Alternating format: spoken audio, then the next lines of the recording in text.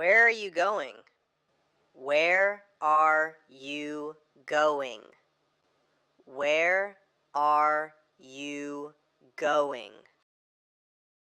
Everyone has a story they've never said out loud. These are the ones they finally told me. And the voice you just heard came through a phone in a house in Texas. The phone was being used as a baby monitor, pointed at a 10-month-old boy, asleep on a bed, in the upstairs bedroom at the end of the hall. The little boy on the bed was not the little boy whose voice came through the speaker. The story you're about to hear was told to me by Alicia. She is the younger sister of the woman who told me the last story. The one about the house her family has lived in for 30 years.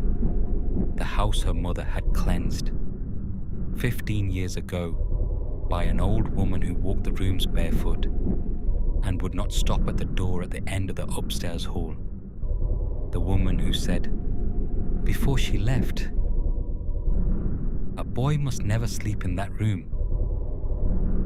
Alicia slept in that room for 10 more years, from the time she was small enough to be afraid of the dark until she was packing a car for West Texas. Before the cleansing, she used to sleep with her earbuds in so she wouldn't hear anything. She used to keep all the lights off because the light made the figure in the corner more solid somehow, easier to look at, easier to be sure of. She told her family more than once that something was watching her from the closet. They thought she was dreaming. And so for 10 years after the cleansing, the truth she was telling got quieter and quieter until eventually she stopped telling it. The room was quiet. The figure was gone. There was no story left to tell, but the earbuds stayed in. The light stayed off. Her eyes stayed on the closet. Some things her body had learned, and her body did not unlearn them. Then she moved away. Then, years later, she had a baby. Then she came home. When Alicia and her boyfriend Alex moved back into her parents' house, they took the upstairs bedroom, the one at the end of the hall. They didn't have a choice. It was the only room with a private bathroom, and they had a baby with them. Her mother set up the crib by the window. Her father carried boxes. Nobody talked about the old woman's warning 15 years ago. The first night, Alicia braced herself. She had not slept in that room since she was 19, and even then, she'd slept the way prey sleeps. She put the baby down. She sat on the edge of the bed. She waited for the feeling. The feeling didn't come. The room was quiet. Not the kind of quiet that's holding its breath. The kind of quiet a room is supposed to be. She told Alex that first week, she said, I think I grew out of it. I think it was just a kid thing. She said it the way you say something you want to be true. She had a baby in there now. She needed it to be true. For 5 months, it was. 5 months, of bottles at 3 in the morning and no shake by the closet. 5 months of the baby cooing at the ceiling and her not flinching. She started closing the bedroom door all the way when she walked down the hall. She started leaving the lights on longer than she needed to. She started leaving the baby alone in the room. Small things. The kind of small things you only notice when you used to do the opposite. She thought she had won something. She had not won anything. She had been left alone. There is a difference. And whatever was in that room had been waiting for something specific. It had been waiting for there to be something in the room worth coming back for. Alicia and Alex have a system. They don't own a baby monitor. They use her phone. When the baby is asleep upstairs and they want to be downstairs or in the kitchen or in the upstairs sitting room outside the bedroom, Alex will FaceTime her phone from his. He props her phone on the dresser, pointed at the bed. He carries his phone with them. The call stays open. They can see the baby. They can hear the baby. It works. 2 nights ago, they had just come back from picking up food. The baby had been asleep before they left, and he was still asleep when they got home. They didn't want to wake him, so they sat down in the upstairs sitting room, just outside the bedroom door, maybe 15 feet away, to eat. Alicia was talking. She has a surgery scheduled in a few weeks, and she's nervous about it. And when she's nervous, she talks. She was running through the next day's errands, the pharmacy, the pre-op paperwork, whether her mother could watch the baby for their appointment. She was mid-sentence when Alex went still. He shushed her. He said, "Did you hear that? It sounds like someone talking in the room with him." Hear what? I don't hear anything. They both stopped. They both stared at the phone. Alicia could see the baby on the screen, on the bed, asleep. His chest was moving the way a sleeping baby's chest moves. He was fine. The room behind him was empty. They waited. They waited a long minute. And then, through the speaker of Alex's phone, faint, like it was coming from somewhere further than the room, there was the cry of a child. Not the baby. The baby was on the screen. The baby's mouth was closed. It was a different child. Alicia stood up. She told Alex she was going to check. She walked the 15 feet down the hall. She opened the door. The baby was on the bed exactly the way the screen had shown him, asleep. She checked the bathroom. Empty. She checked the closet. Empty. She stood in the middle of the room and listened. The room was the room she had grown up in. The room that had, for 5 months, been quiet. It was still quiet. Nothing happened. She turned around. She walked back out. She walked back down the hall to the sitting room, where Alex was holding the phone with both hands, and the look on his face stopped her before she could sit down.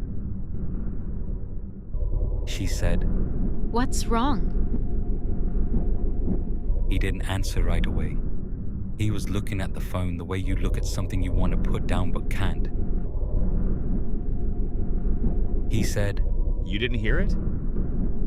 I didn't hear anything. What did you hear? He told her. He said, right when she was walking out of the room, right when her back was to the camera, a little boy's voice had come through the speaker. Not a cry this time. Words. Words said 3 times. Calm, curious, like a child who already knew the answer and was asking anyway. The voice had said, Where are you going? It had said it to her back. It had said it 3 times.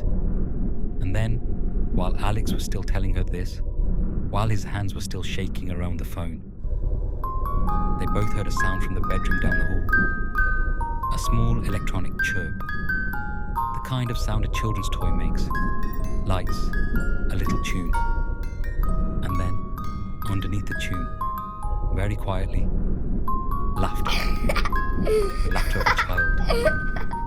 Coming from the room where the only child was a 10-month-old who could not yet speak. They ran. When they got to the bedroom, the toy was lit up. One of the baby's toys, the kind that plays a tune when you press the button, was sitting on the floor where they'd left it, glowing. The tune was just finishing. The laughter was gone. The baby was asleep. The room was quiet. Nobody had pressed the button. Nobody had been in the room. The phone propped on the dresser was still streaming to Alex's phone. They watched the playback later. They did not see anything press the toy. They did not see anything in the room. The toy lit up by itself, played its tune, and turned off. While the baby slept 3 feet away. They didn't eat the rest of their food. They didn't leave the room. They sat on either side of their bed, and they turned on every light in the bedroom and the bathroom and the closet, and they stayed there until morning. Alex held the phone. Alicia held the baby. Neither of them slept. The baby slept fine. At some point in the night, Alex started joking about it. He started saying it was nothing. He started saying maybe the toy had a glitch. Maybe the speaker on the phone picked up something from outside. Maybe. By morning, he had decided it was funny. He laughed. He didn't look at the baby while he laughed. Alicia's mother didn't laugh. Alicia's older sister didn't laugh. That afternoon, Alicia's older sister was sitting on the living room floor playing with the baby. Her mother was on one couch. Alicia was on the other. In the corner of the room, with the rest of the toys, was a folding cloth piano. The kind that lights up when you press the keys. Nobody was near it. It started playing. One note, then another. Then a rush of keys, fast, like fingers running across the and then it stopped. Alicia's older sister and her mother looked at each other. Alicia did not look at anyone. Alicia put her hand over her mouth and stared at the piano because she had not yet told them about the night before, and she was about to. That was when her older sister Ria called me. The story she told me first. Hers.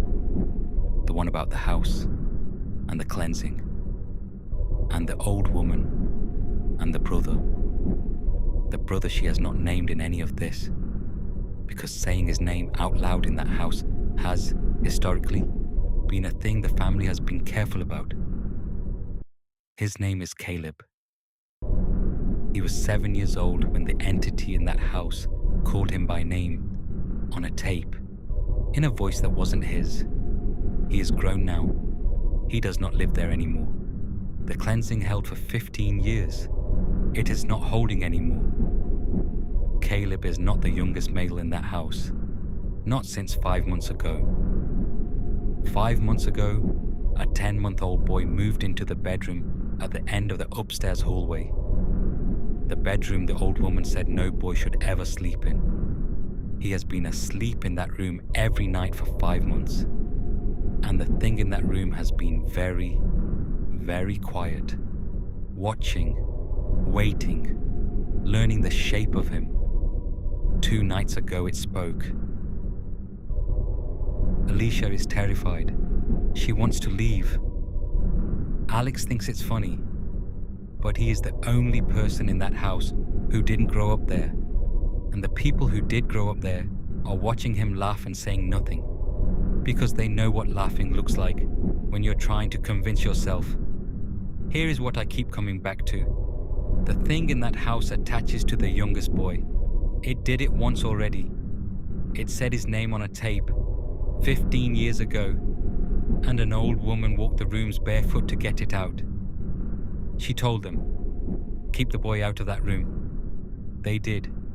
He grew up. He moved away. The room sat empty, and the thing in it sat empty too for 15 years. And then a new boy moved in, and it waited 5 months, and then it spoke through a phone. It asked him, where are you going? It was not asking the baby. It was asking him to come back. Alicia called her sister the next morning. She said, we're leaving. Alex didn't argue. He packed the car while she fed the baby. Her mother watched from the doorway. Her father stayed in the back of the house. By noon, they were on the highway. By night, they were back in West Texas. The baby slept the whole way. Ria called me a week later. She told me the room is empty. The crib is gone. The door at the end of the hall is closed. She said the house feels the way it used to in the quiet years. She said her mother is sleeping again. She said her father told her he told them so. As long as you leave it alone, it won't mess with you. She told me she thought it would feel like a weight off. It doesn't. I asked her why. She said, because it asked them where they were going.